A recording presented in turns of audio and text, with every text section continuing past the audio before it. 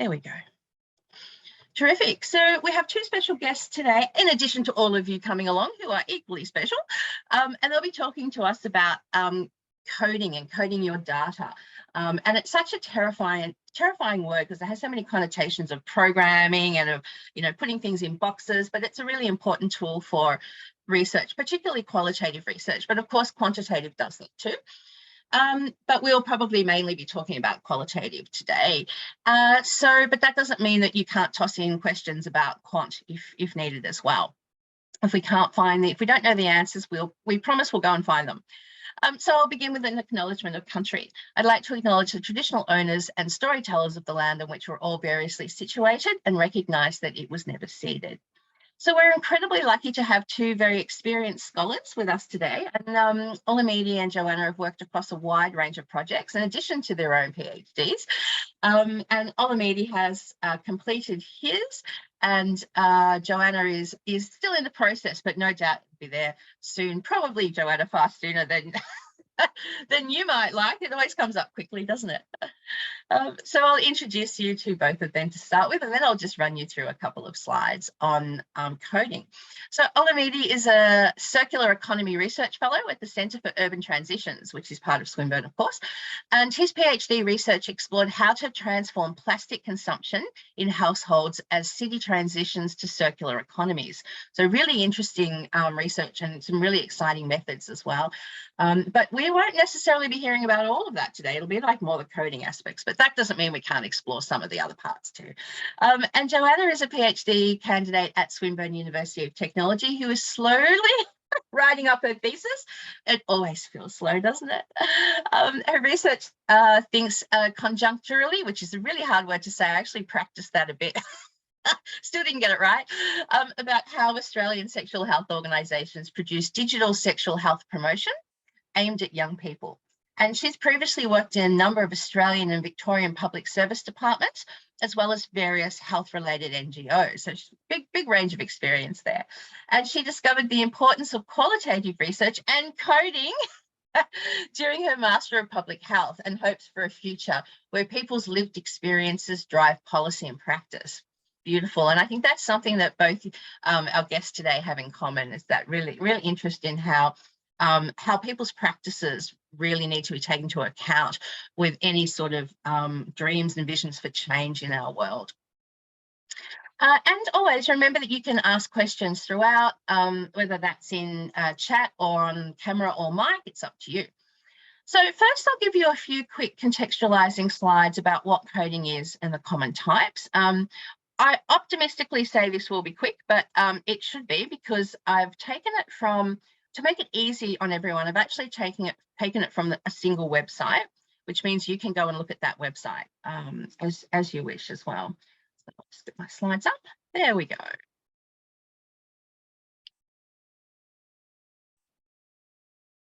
Whoop, unplug. Sorry, I'll redo that. Cool. Okay, and coding. So what is coding? A lot of the time when we jump into doing this for our thesis, we kind of get a feel for what it is, but it often helps to kind of put some parameters about what it's meant to do and what it's not meant to do. But to keep it simple, I've cited one of my favorite authors on coding techniques, Johnny Saldana from 2021. And I've included here, and I'm gonna make a copy of it right now and pop it in the chat for you, because this is a chapter of first chapter of his book, and it's just terrific. It may almost be too good in that we'll offer you lots of different sorts of types of coding to explore, and you can easily get lost. But the book is in the library, assuming that there's more than one copy. If there's not more than one copy, I'm sitting on it. So I will get it back soon, I hope. But it is a really interesting text, and people have their own preferred texts as well, of course, but his is a kind of just good focus on coding.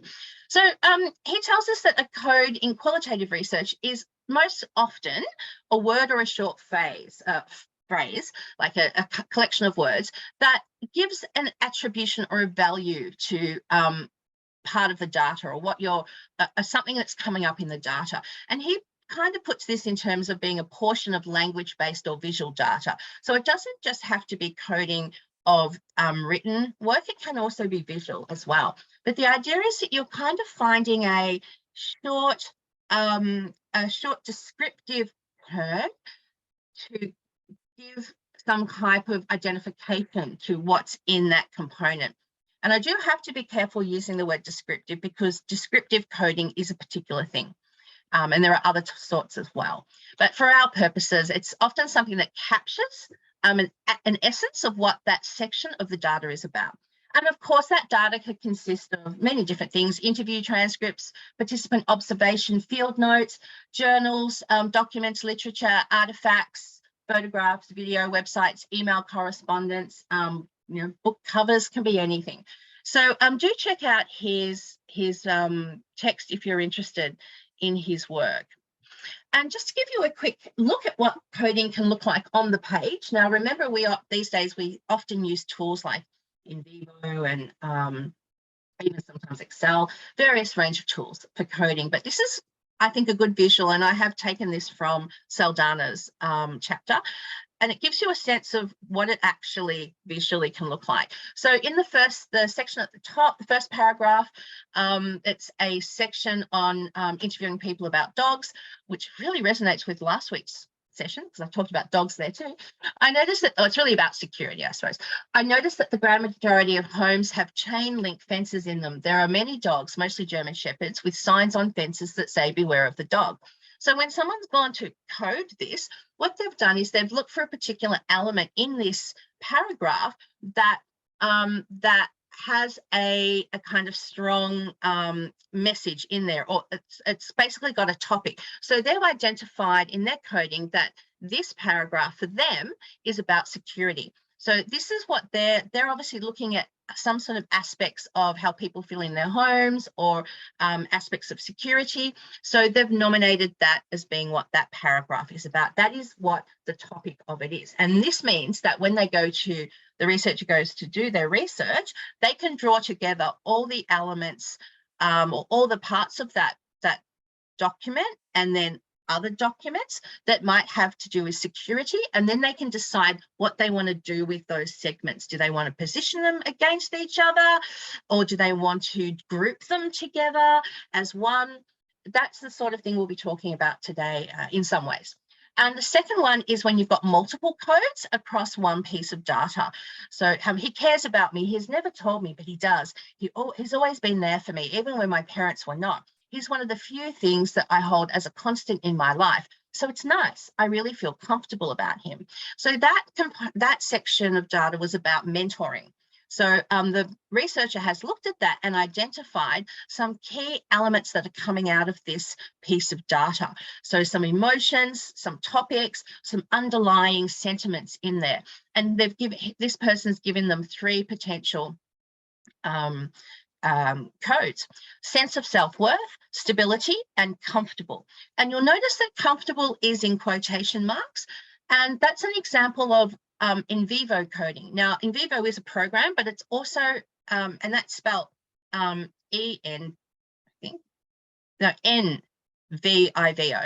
the program. But this method of coding, where you are using the participants' actual words as the code, how we've done here with comfortable, that's an example of NVivo coding, which just means in their words. So just be aware of that. That is also a particular type of coding. And they've signaled this by putting this in quotation marks there. And you might hear some words today, maybe not, but just letting you know that most coding falls into 2 categories: inductive or deductive. There's probably more, like reductive when you take some out, but the main 2 sorts are inductive and deductive. So inductive coding is when you don't start with a sense of what the codes are that you're going to find. You let the data tell you what the codes are. So you start with the data, and then you go through and find themes, and from there you group those themes in some way, and you work out what are actually themes and what are sub-themes. So that's inductive, when you're starting with no preconceived notion of what the codes might be that you're going to find. Deductive coding is when you enter the research, or you start looking at the data with an with a a set of codes already. And sometimes they'll talk about a code book. So you're bringing those codes into your analysis. And you'll often get those codes from reading a lot of literature, and that you'll kind of find elements come up in the literature. So sometimes we might use this sort of coding when we want to do a program evaluation, or we want to go in with a really specific question we want to answer. Might be an hypothesis where the question we're asking is quite narrow. And it's not always the case. You can ask what are the experiences of sort of questions and use deductive coding, but you really kind of have to be careful that you don't mix those up too much. And usually what you come to at the end of deductive coding is reasonably, the codes are still reasonably consistent.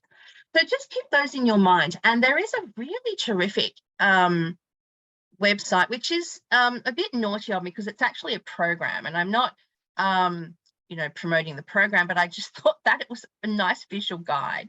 Of course, when you are looking at coding, you really should be looking at works like Soldano and Creswell, and there's plenty of terrific, I'm just trying to get that, plenty of terrific qualitative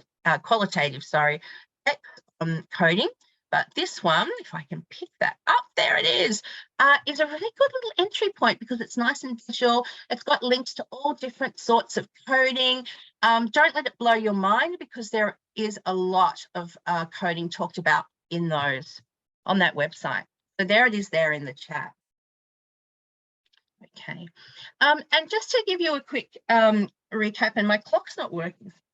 Just work off my phone. There we go. So a couple of ways to think about coding, and we might hear about this a bit today, is that there's often, you might often do 2 rounds of coding. You might start with your coding being quite general and then move more specific. So when you kind of do your first round of coding, you might use, one of these methods. So in vivo coding, I've talked about earlier, which is when you're using the participant's own words. So example 2 on that slide, comfortable.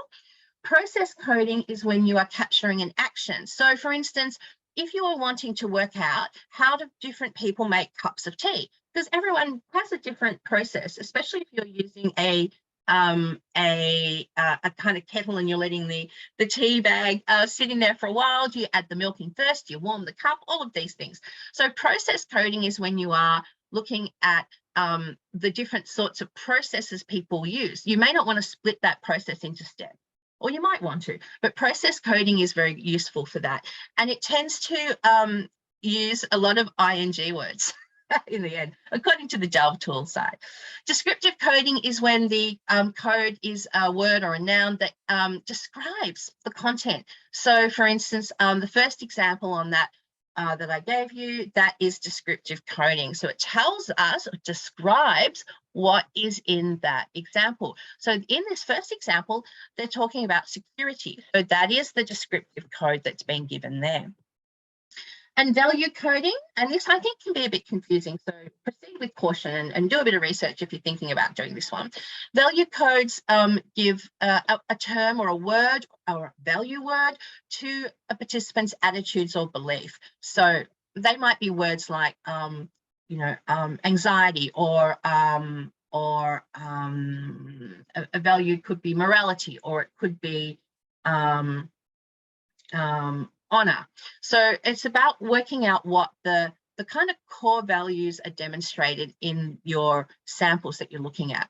So if you want to know more about that, take a look on the delvetool.com, and of course in terrific books like Creswell and those type of qualitative research guides. Simultaneous coding is quite simple. It's just when you are using multiple codes at once. So one section might have more than one code. So we saw that with that second example where there were 2 codes and then the in vivo code.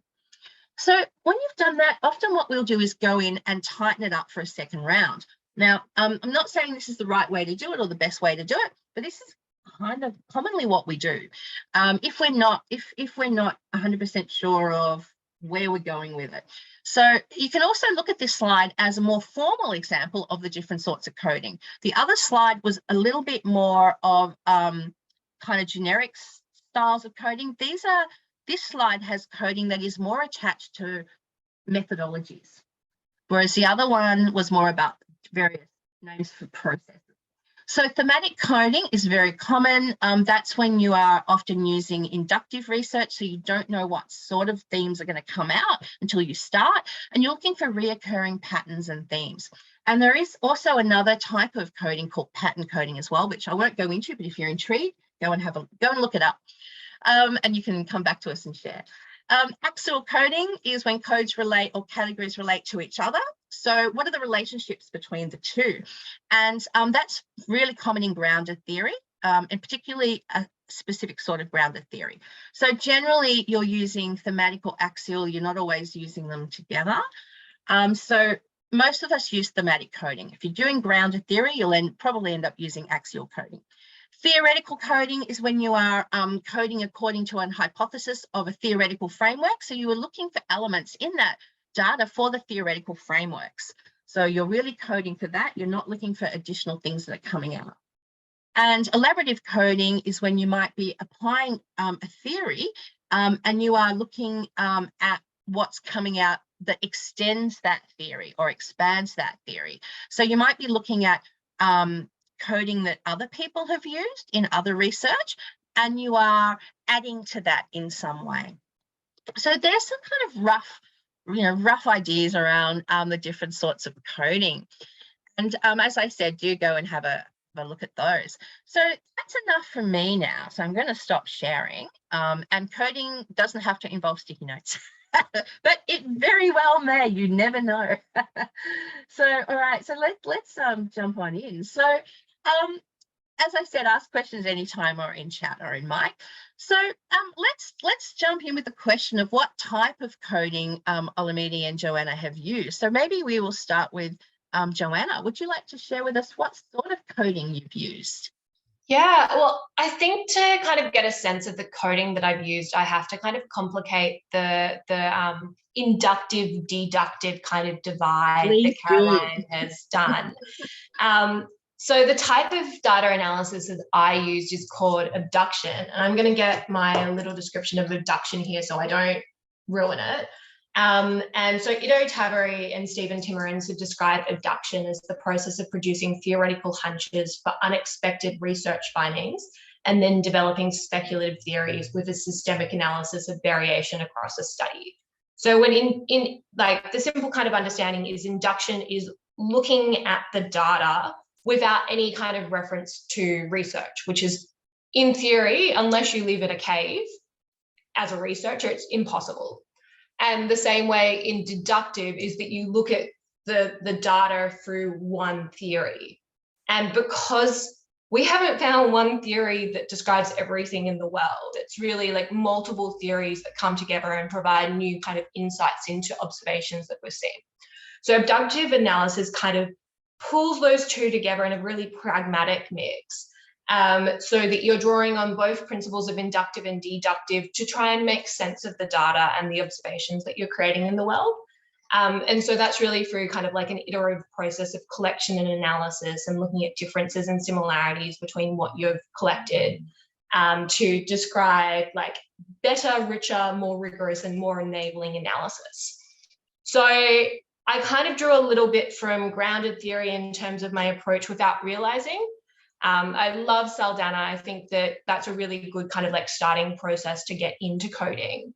But at the same time, it's like, oh my God, there's so much in there. How do I get into it? So when I was doing my PhD, which is quite different from a lot of the other research that I've done with my coding, I went through and I did kind of provisional codes for everything. So provisional codes were drawn through my literature review that I'd done, as well as my research questions. And that kind of gave me a structural indexing of all the data that I was looking over. And that then gave me the ability to kind of go through and do a more holistic kind of description in terms of descriptive and in vivo codes that gave me a little bit more insight into what I was doing for my second level of coding, which looked more at breaking down those existing descriptive and in vivo codes and the kind of the more provisional codes into looking at where are the similarities, where are the differences, how can I understand each kind of category which is popping up. And then the final thing, putting all those together and saying, well, if these are themes that I want to work out, how do they all fit together? And then for something completely different, when I started writing my actual chapters, I had all of that in mind to kind of defamiliarize myself from the research and also the assumptions that I brought in as a researcher. Because one of the big things for me is I was an inside outsider researcher, in that I had worked in sexual health organizations for the last 5 years. I came in with a lot of assumptions about what worked and didn't work. So when I went through and actually started writing my chapters, I actually went through and did a whole nother level of analysis where I just went, okay, what are the quotes when I'm thinking about this? What are the quotes in all these interviews that stand out to me, and put them into my document? And then started working with them and building off all of the kind of the coding that I'd already done in my in vivo. So being able to jump between the two to kind of get that more holistic. What about you, Olamide? Did you have a more systematic approach to data analysis and coding than I did, which was a bit of everything? I would say that mine is kind of also similar to what you did in combining kind of elements of inductive and deductive. And that was because, especially in my PhD research, that was because I had a theory that was guiding my research. So I wanted to explore my research from a theoretical perspective, but also because the research that I was doing is kind of like different from the other type of research that have been conducted with the theory. So while I have like a knowledge base of the kind of studies that have been done using the theory, I have to find a way to apply it to what I'm also finding out, to the kind of research I'm doing. So so I could get some codes, from the knowledge of the theory, but I also needed to explore what the data is saying, also because I used some different type of data collection. So I had to let the data speak a little, but also keeping in mind the concepts and the theory and the things that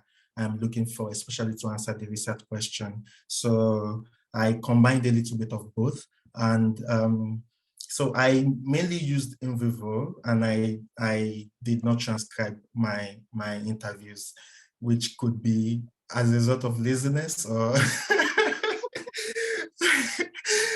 much. There's so much, isn't there?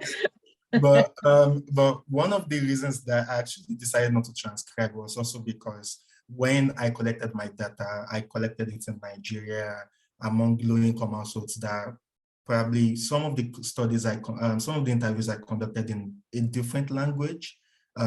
So to transcribe that language to English, and then, it's very difficult. So I found the process shortened by just coding the audio interviews directly.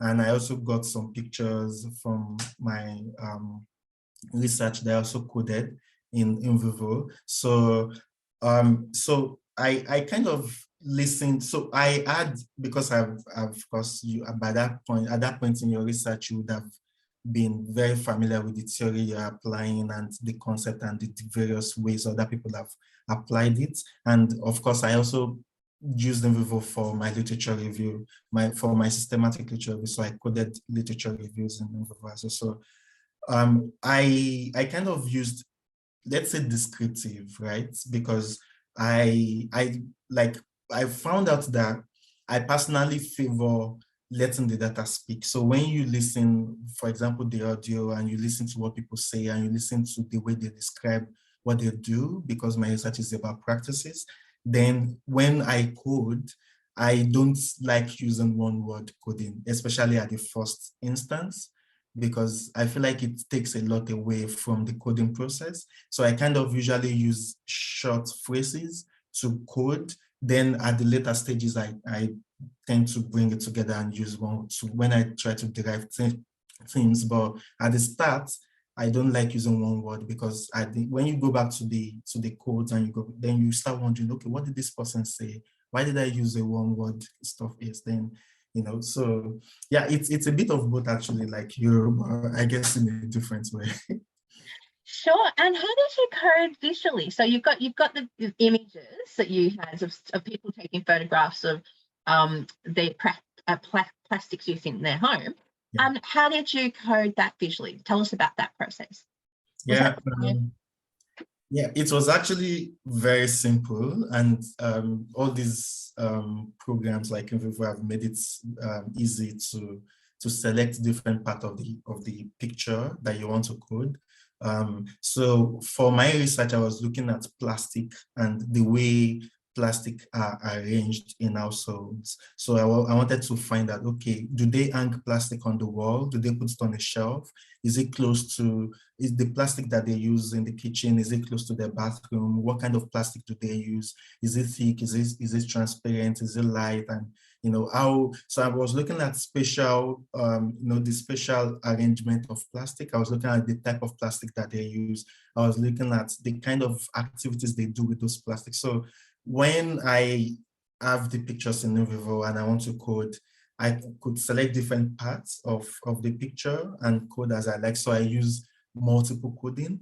I think there's a term for that from what Caroline shared earlier. So I like to exhaust coding, right? Especially at the start, because when you select a part of, for example, the picture and maybe the transcript or the audio, whatever and you only code maybe 2 or 3 and you move on. Later on, it might be a little bit difficult when you want to explore the coding and you want to find, okay, which codes are similar, which codes intersect, which, you want to explore the different interrelationships in the coding process. So whenever I select something to code, I try to think, okay, what are the different codes that can come out of this?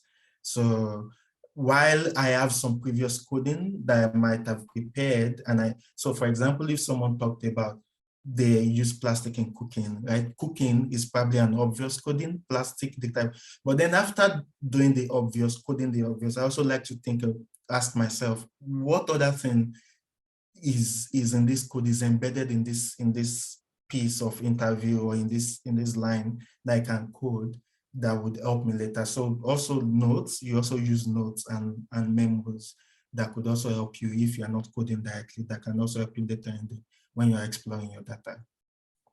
Terrific, fascinating. That's great to know for anyone who's using, working with images. Terrific, thank you. And Joanna, do you have a particular project you'd like to tell us about that you worked on where you used coding and what your process was? Yeah, so when I was working in the public service, we often did a lot of survey data analysis, particularly when I was working on one project, which was in kind of hospital healthcare consumer participation. And so at the time, it was the largest online survey ever conducted by the Victorian Public Service, which is really sad because I think it only had about 1,000 responses. Oh. Yeah, they were very proud about that. So basically we got all of the data and we're having to kind of to go through and work it out. But it was really interesting because I guess now that I've done my PhD and done the coding in my PhD, there's that difference between the practice of coding versus the practice of research coding, where you have to be able to explain what you've done and the assumptions that have gone around it. Whereas I find that working in public service and working in not-for-profits, that tends to be a lot more pragmatic and positivist in terms of its approach. So I think that we really came in, even though we looked at the data, there was kind of the high-level deductive analysis that we were doing rather than the inductive approach, which is definitely not the way that, as a social science researcher, I would actually be wanting to engage with this data. So it only went through a couple of kind of rounds of that. But I think one of the things that really struck out to me is because it's one of the few times where rather than just me directly doing the kind of the analysis, that I was working with a group of other people, including people who had no experience in health and people who had a lot more experience in kind of like coding and qualitative research, or at least on paper had more experience. And it was that that kind of understanding and the confusion that Olamide was talking about in terms of the use of small codes. So like even looking at the example that you showed up before there, Caroline, where the first line or the second one was like sense of self, and it was like, he cares for me, I know he does. And it's like, I look at that and I'm like, that doesn't actually, that shows to me that the person doesn't talk about their emotions rather than that they have a sense of self themselves. So I think it really showed to me the importance of being able to actually discuss and develop codes together, and having that really, that really concise but pithy kind of code book that goes against it. And I know that when I was doing my PhD, that was something I didn't even think about, because it was all me doing it. And if someone came in and looked at the data, it might be a lot harder for them to be like, well, what about this and that? But it's about thinking about how can you help yourself at a later point. So like in a PhD, I had a moment last year where I had to take 3 months off, and coming back to the data and looking at it fresh, being like, oh, what does that code mean? Why have I done that there? So yeah, just about thinking about helping yourself along the way would probably be the process. Do I think that, I don't know how I feel about the end of the thing and about whether or not that we actually kind of got the ideas that I think were in there, but that's always part of the process of working in a bureaucracy and doing what is expected, as opposed to looking for those unexpected findings and making sure that you're including diverse voices in there. But that's a sampling issue, not a coding issue, really. Sure. And how detailed is your code book? Tell us a bit about your code, the code book that you would have used. You didn't use it for your PhD, I assume. No, because as you say, everything's in your head. Everything's in your head, yeah. But with working as an RA or working on external projects?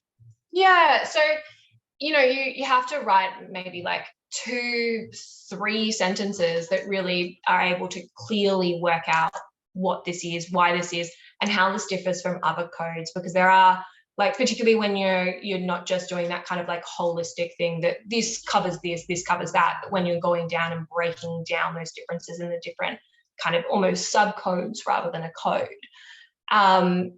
you need to be able to show those differences in a way that's really pithy but not too long as well, so that you can not just get that sense of, oh, this says leaf, and leaf means thing on tree, not on ground. Mm-hmm. So being able to see what it includes and what it excludes really clearly. Terrific. Great work. Wow. And Olamide, I could see you nodding there in agreement with some of the challenges that Joanna faced. So in terms of your work, what are some of the challenges that you face in your coding process on a project you've worked in, and how did you resolve those?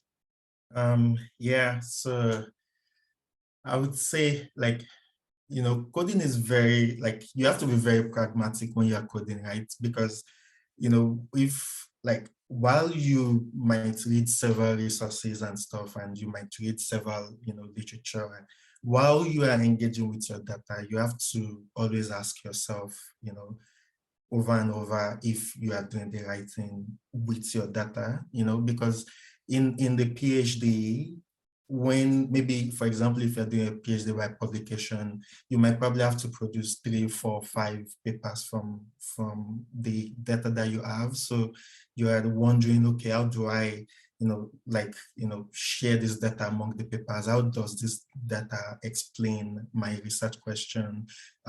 But how do I explain, what are the things I need to look out for? So that's one of the challenge of coding in the PhD, because you're okay, I have the data, I have collected, I have done the interviews, I have done the survey, I have everything I need to do. Now, how do I dive into it and approach it and structure my thesis? Because it's not just about you finding out what people say or not, but it's also about answering your research questions. And that might be, as simple as it is, it might be very difficult later on. Does the data even answer the research question, or is the data even right for the kind of question you asked? Do you need to go back to collect some more data, or do you need to slightly change your research question to fit the data that you have? So that was one of the challenges that I feel, especially because during COVID-19, I was unable to collect some data that I wanted to collect. So I had to kind of find a way to restructure my research question, and also find a way to, to make it work, so I could, yeah, so I could, proceed with the PhD. So if there are some people in that process, then you might probably have to revisit the kind of data that you collect and see other ways you can use the data. Most times when we have our questions and we conduct our interviews and we have the response and then we take it into NVivo or whatever program you want to use, it seems so obvious to just code it based on the questions you've asked, right? Okay, what did you do today? Just code it based on that and just go ahead. But you need to start looking at like the, in between the lines and start seeing things that are not there, right? That are not obvious, let me say, because that is actually those are the kind of process that will bring out the very exciting part of your PhD. Not just you asking the obvious questions, but you reading in between, especially using whatever theoretical framework you've adopted to look, below the obvious, behind the obvious, to draw out things that even ordinary people would not see in your data. So that was one of the difficult, and another thing which might seem very obvious about is that coding is very stressful, right? Coding is stressful and it might take a while, especially if you are in your PhD, you have time running against you. You are wondering you are probably at that stage in your PhD where you are wondering what is different about my PhD? Okay, why am I collecting data on plastic? What do I want to use it for? So I would say that looking back at my PhD, just give yourself the time. Just, don't pressure yourself to find what is not there and like, okay, I have to quickly get through 20, 30 interviews or 40 interviews. Just give yourself the time, let the data speak. And maybe when you go back to the data, like Joanna said, that sometimes you might start to see something different from the data that you've collected. You might start to see some new patterns that emerge that would help your thesis writing. So don't always pressure yourself to want to find out everything at once. Like if you code maybe 1 or 2 interviews today and you feel like you're exhausted, go to another thing, do something else, maybe in your PhD or do so, and then go back to it. And the third one that I would like to highlight is when I did my systematic literature review, I collected the articles and I reviewed the articles, their methodology, their findings and everything. And I was like, oh, wow, I have everything. I wrote the paper and my supervisor told me to go back and restructure everything. So it's very difficult to restructure a systematic literature review paper when that is how you've coded your data. So I had to go back and look at the data, start from the coding again and look at different ways to organize the coding and everything. And it helped me to find a different way to organize the paper. And yeah, so that was how I was able to resolve that. So sometimes when you feel like you are done, you need to also be very reflective as you go along the process, and you might also want to consult your supervisors to tell them, okay, this is how you've gone about it. Ask their opinion, because sometimes they might see what you are not seeing while you're coding. I think that's terrific advice. And I was going to add that in, but you've covered it there, to keep your supervisions going over the time when you're coding, everyone, because it's really helpful to check back in with your supervisors and say, oh, look, this is how I'm doing it. This is what I'm seeing. And, I had experiences when we were checking in with people doing thematic coding, and some of the sub-themes we worked out could actually merge into a bigger theme, or some themes were actually sub-themes. And for us to be able to work with the student along the way made it a lot easier, hopefully. For them, they probably thought, I have to go back and do it again. But it's like when you're out data collecting. Sometimes students think, PhD candidates think, I'm just going to go and do that, don't need to see my supervisor for a while. And sometimes the supervisor's like, yeah, don't need to see you for a while. I really recommend that you do just check in with them so that you can debrief and just get some extra insight over it.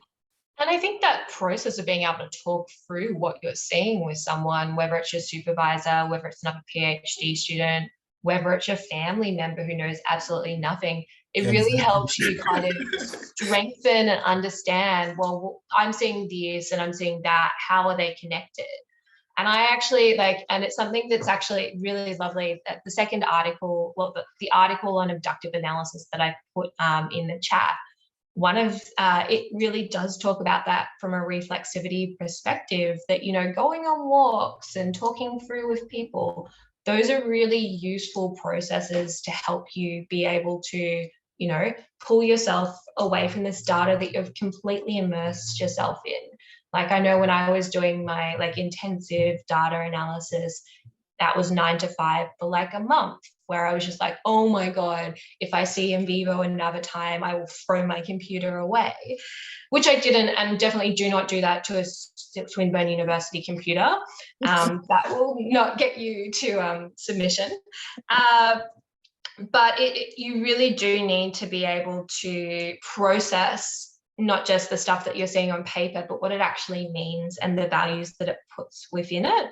And I think that that's particularly useful because you are coming in with so many assumptions, like whether you're coming in and looking at it from a single kind of theoretical perspective, or if you're like, I'm so open, this is all I'm just taking everything in and I have no assumptions.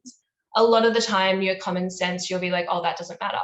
But in reality, if you're working with something, people's common sense and how they see the world and their views and assumptions are so useful to be able to build, to kind of take that apart so you can actually work out, well, why do they see the world in this way? Why are they doing this and that?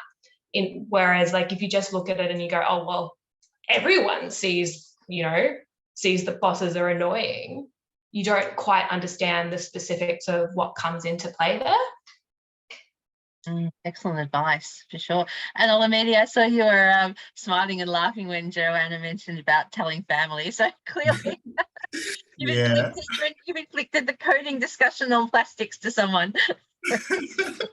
Yeah, most times it's because when you're in front of your system and you are looking at the coding and you are coming up with several codes and stuff, you might feel like, okay, I'm doing the right thing, but when you leave and then you are just at the dinner table and you're just like, I was doing this, but I don't, even when the person doesn't know exactly what you're talking about, but the way it seems as if you are talking to the person, it starts to help you to also unblock some of the difficulties you've had. Some of the most fruitful discussions I've had was actually with my supervisor, and that's not because he's my supervisor, but because he doesn't know anything at the start of my PhD about my theory, about the theory I was using.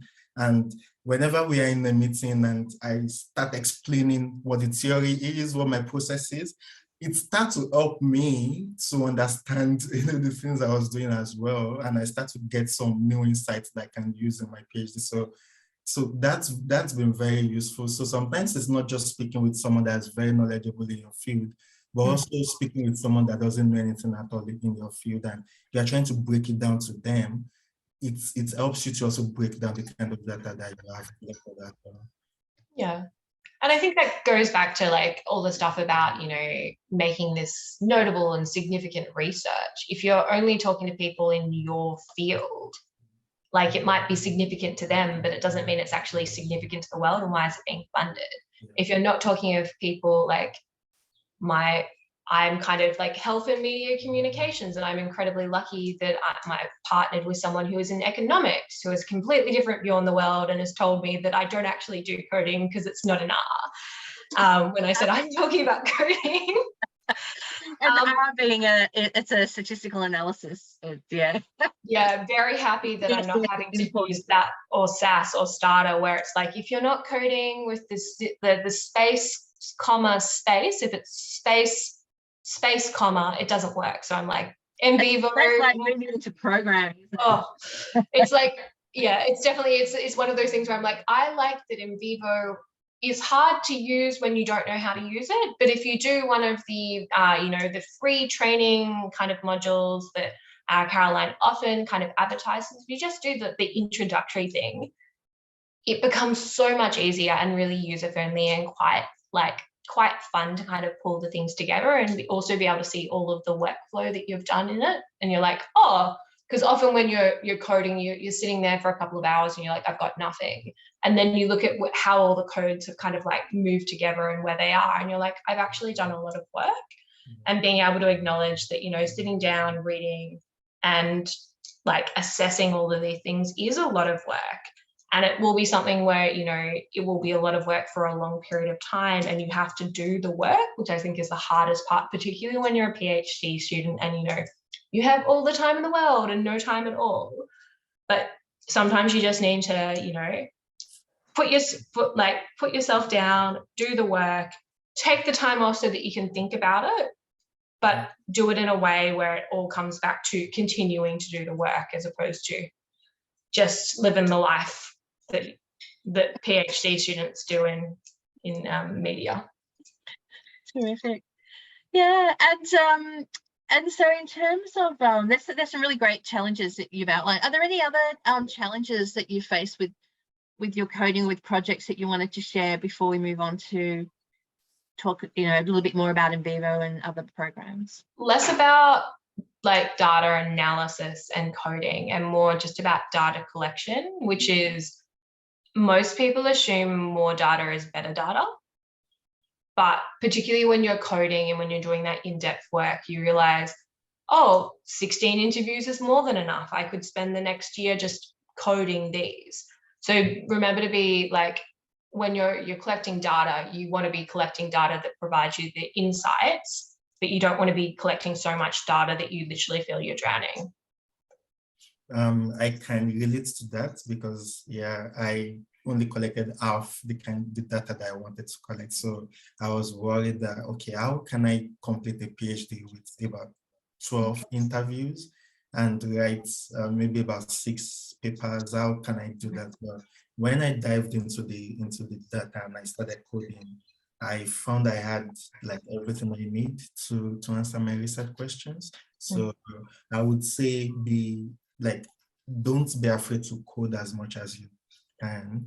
You know, there is cleaning for a reason, right? So you can clean your data but at the start, as you dive into your data, be open to code as much as you can, because it's going to help you later on, even some things that you don't, like maybe after a year or 6 months that you're 3 months and you want to go back to those codes that you have that you feel like are probably insignificant could help you even while you're writing the papers. So yeah, it's not so much about, so while the data collection process is very important and you have to collect the right data and stuff, but it's so much about how you code and how you make use of the data that you have, you know, to show the significance of your research. You know, yeah, it's not so much about I have to collect 50, 100 data, especially interviews, before I can do something significant. It's kind of interesting. I hadn't, it's not a challenge, but one thing I really hadn't realized until I came back to writing up the data analysis part of my methodology for my PhD and also with this, is that yes, it's about, you know, kind of putting the feelers down for where you are and how you're going to write everything. But I don't think that you really get the data, like you don't understand what the data is from just like doing the interview or transcribing it or listening to it. It's that process of like really diving into it, which makes you understand what people have said and why they've said it. So it was that realization that it wasn't just on paper looking at the things. It's just, I can't imagine if there's researchers or practitioners that just go from doing the data collection, having the data, like the transcript, and then go, okay, this is what's happened. And I know in practice, because I worked in government, that is how qualitative research often happens in these places. But yeah, I think that the depth that you get from putting the time into doing coding, it really helps you understand in a different way. Terrific. And look, there's a terrific best practice tips as well. So any more thoughts on you know, best practice on what to make sure you know, things that you've learned to do well that you would do next time? Writing down what you were doing as you were doing it, so that when you get to your methods, you aren't going, oh God, what did I do? How did I do it? I think it's the biggest thing that anyone can do in their PhD. And when I was going for my mid-candidature review, it was like, they were like, the one thing that you need to have updated is your methods, because you're going to get to, you know, the end of your third year and you're going to be like, well, what did I do? I have no idea. I know what the data is, but I have no idea how I actually did this and how I analyzed it. It's all a blur. Terrific. And Olamide, I should say good practice, not best practice. Good practice, things that you've learned that you'd recommend for people in addition to the terrific stuff you both already shared. Well, I guess for me, it's going to be in terms of the practical stuff, like, okay, if you're working with NVivo, how do you secure your data? Because that is very important, you know. The folder that I use for my analysis, for my, like where the NVivo file is also on the cloud server. So NVivo doesn't work well with, so you probably have to pause the cloud server syncing before you open your NVivo so it doesn't clash and stuff. So you have to make sure that while you're working, because sometimes you will get to a stage, if you have very large data, now my NVivo is slowing down, and you know, sometimes it could crash or whatever. So in terms of data, you know, updating your data and making sure it is saved properly is very important. So, you know, you don't want to lose your data and you don't want your NVivo to crash. If you can. And it happens. Like I had a PhD student whose code, they put all their coding in and they didn't lose the base data, but they lost the you know, where they placed the patterns they placed it in Vivo. So, Always make sure you have backups and stuff like that.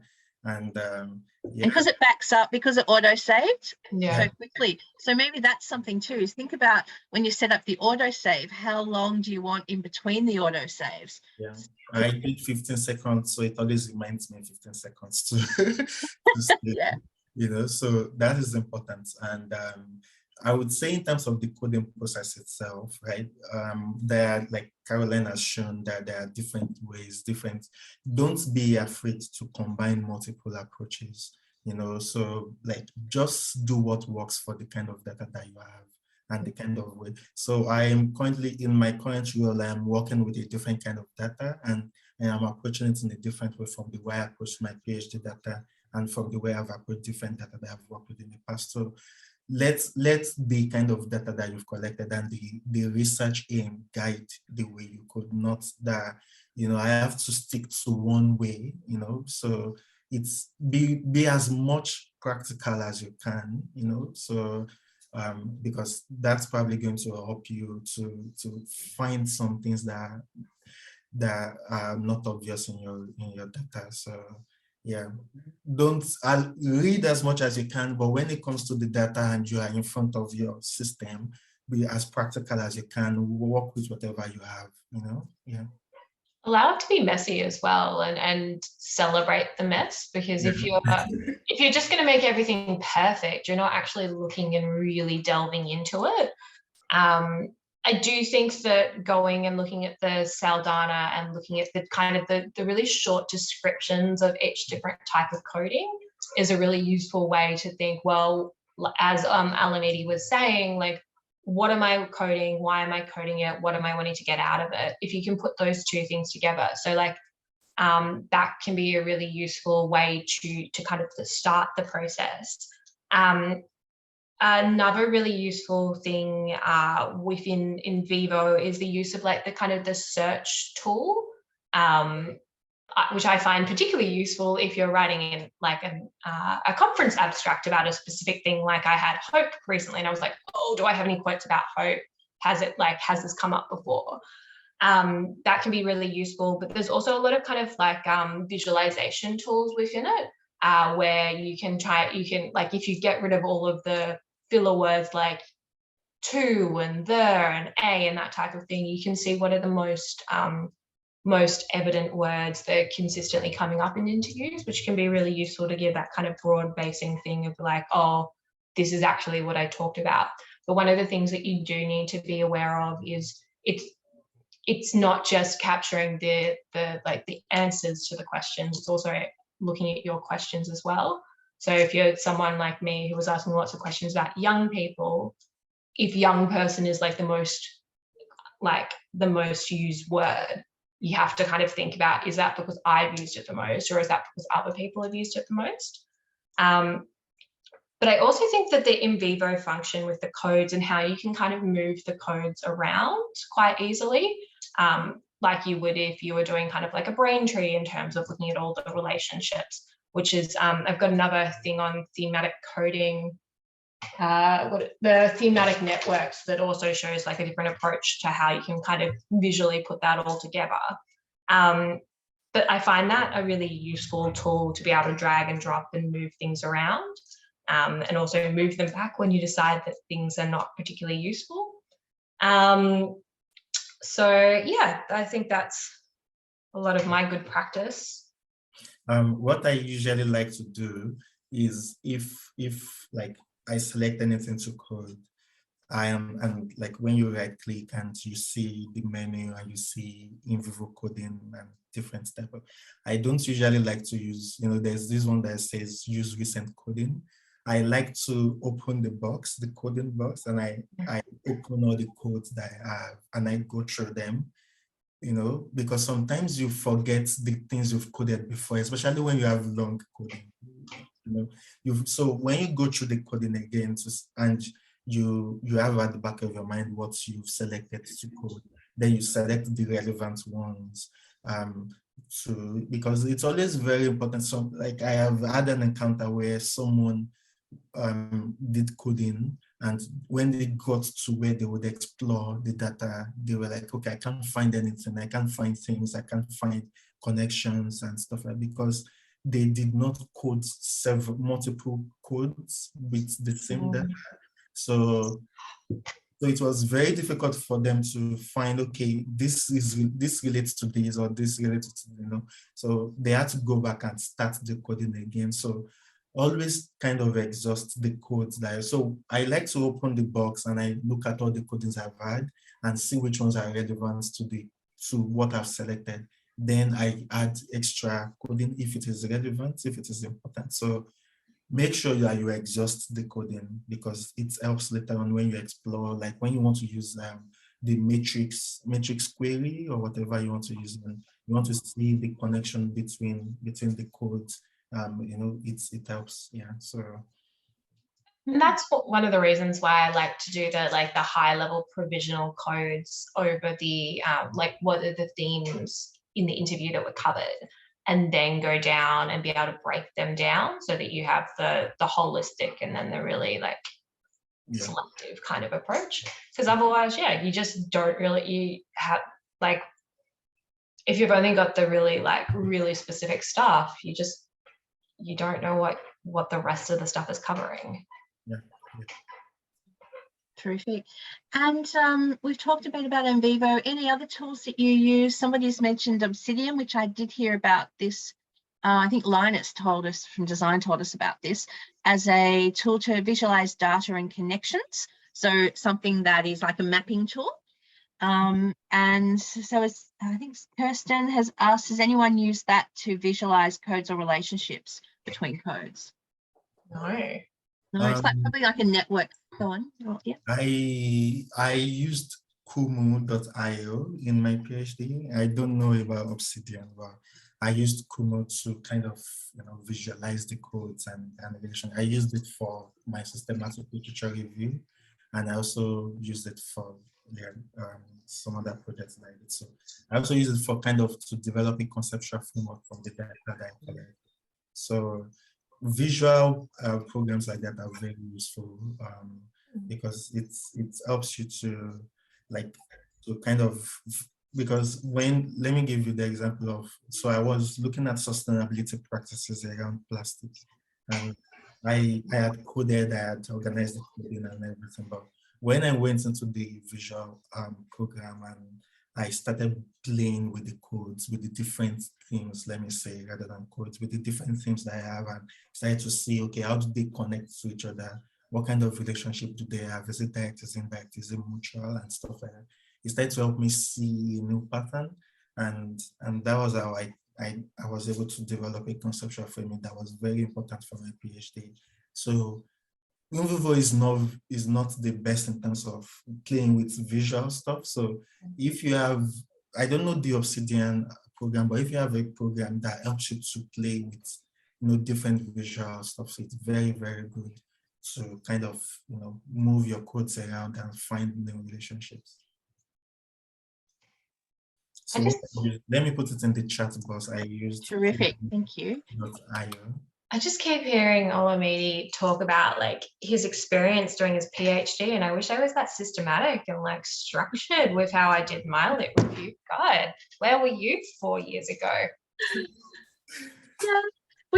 Yeah, we do have a video if anyone wants to watch it. Just email me and I'll send it to you. It's also on our Canvas page on using NVivo for literature reviews. So if you throw your literature in and see what it finds, and then you can also use that to organize. But not everyone does that. So, but yes, it's I think doing a systematic review, Olamide, puts a whole level of organizational pressure on people, doesn't it? Yes, it does. And like when I wanted to do the systematic literature review, I was like, okay, do I use Excel? But I felt like, NVivo has the tools, it has the different things you can use for a systematic review. And so I decided to just import everything. So it was later on that I got to know that Swinburne actually had different sessions on how to use NVivo for, but when I started my PhD, I was not aware of that. So I had to kind of just explore on my own. And I think that's also another thing I would like to advise other colleagues as well, is that when you use NVivo, even though you have some knowledge of, don't be afraid to explore, right? If you see a new function and you're like, okay, what does this do? Just read about it, explore, try to see what it does. And you'll be surprised the kind of tools that are available in NVivo that can help you to visualize or to analyze your data. So be open to exploring, to make mistakes, and just walk around it. So don't be afraid to check all the stuff, because you learn on the job, as they say. So Google is really useful if you're stuck, like so useful. Yeah.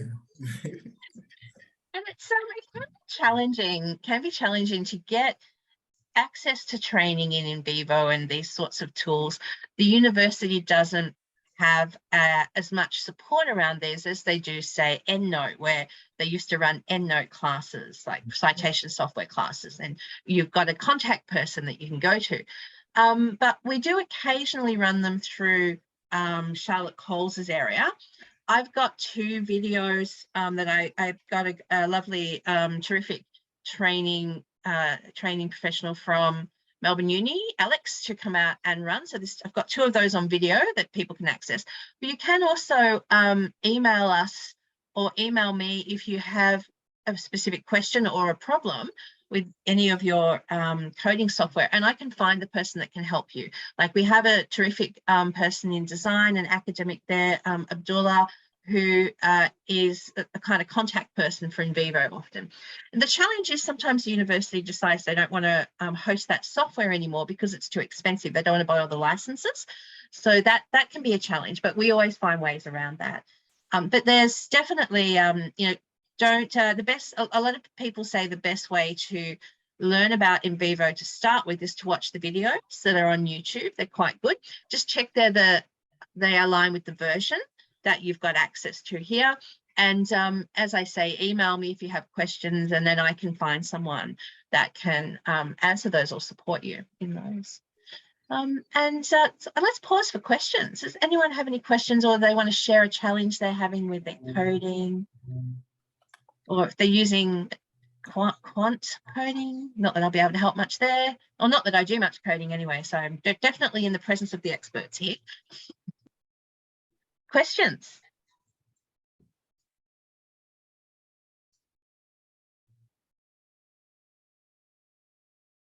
No, not so far. Maybe people are typing. And one thing for me is when you are applying for research assistant jobs or researcher roles, if you have on your CV, do you list all the sorts of coding that you've done, or how do you position that on your CV?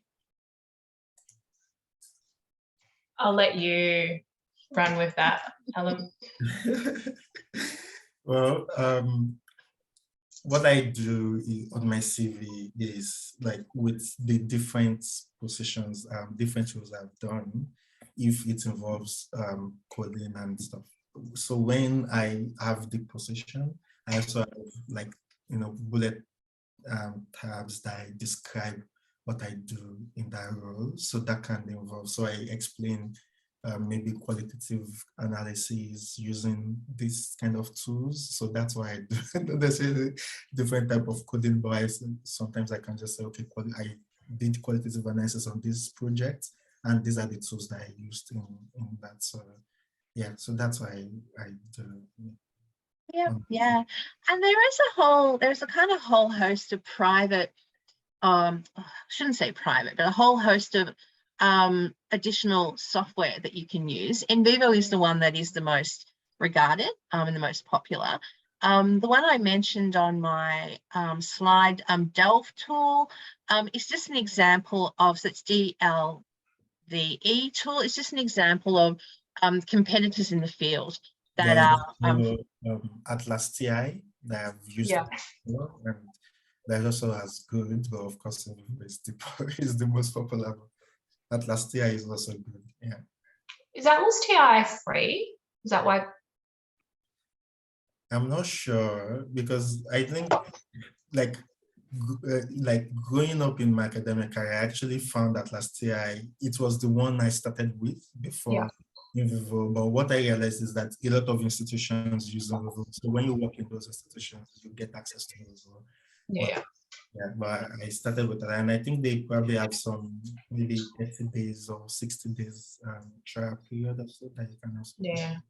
No, I just Googled it and it says buy now. I thought for some reason in my mind that people used Atlas TI because it was like a free version, or had like a free and then a freemium version. Maybe the earlier version. Maybe that was back in the day, or maybe it just had a longer like free trial period, so all the students that I knew were using it. Yeah. Could be, yeah. It's the teaser to get people in to use it. Yeah. And then, yes, of course, and things like NVivo you can access through the university's software management system, which you're able to access on your Swinburne computer, but also on non-Swinburne computers now as well.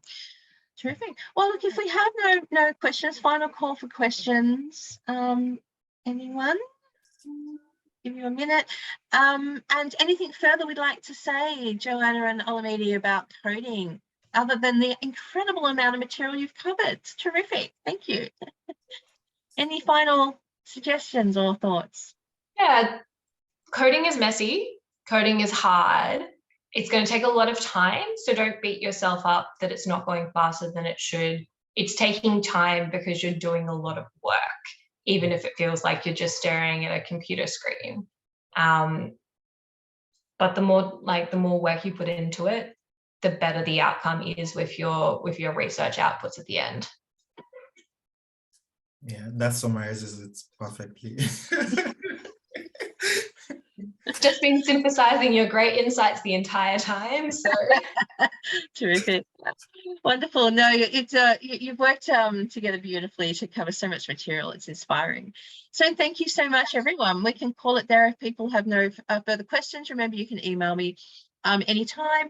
And round of applause for our terrific presenters. And thanks for taking the time to share. And best of luck with your own research projects. And Olamide, are you a doctor yet? Or hopefully very soon. with your revisions, and because like most theses come back with revisions, that's just the way it is. Like I'm meeting with my supervisors on Wednesday to just finalize everything, and I'll send the official copies. And yeah, so hopefully we'll send the letter of award as soon as possible. Takes about 2 weeks usually turn around from when you give them back, because they try to prioritize it. Yeah, that's terrific, exciting. And Joanna, nothing wrong with slow.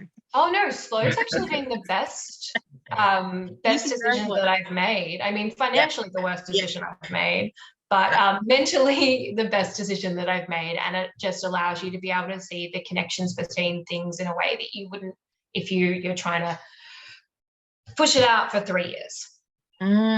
Absolutely. And I think that, you know, when if someone wants to submit their thesis before 2 years of equivalent candidature, I know, madness, right? Some people do. Like I've had one in the time that I've been involved in this role.